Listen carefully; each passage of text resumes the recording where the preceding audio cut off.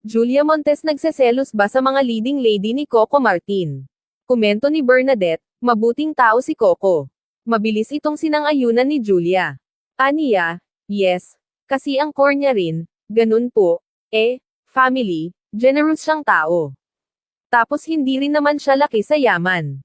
Kaya talagang lahat ng meron siyang opportunity, blessing ngayon, kaya siya ganun mag-give back. More than anything, hindi lang siya, parang ang tawag kasi ng ibang tao, ma-showbiz naman. Hindi, talagang iba ang private life. Sagrado para kay Julia ang kanyang pribadong buhay.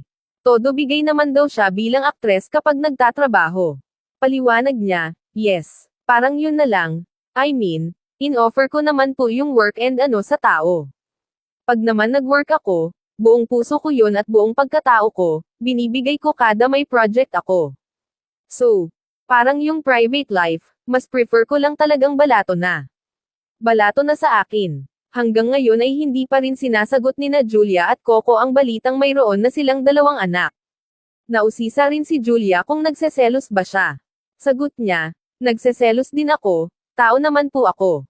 Pero maturity, saka work is work. Yes, si Coco naman sobrang ano yan na tao, sobrang mabuti, mabait, and wala akong masasabi, kaya wala, kalma lang.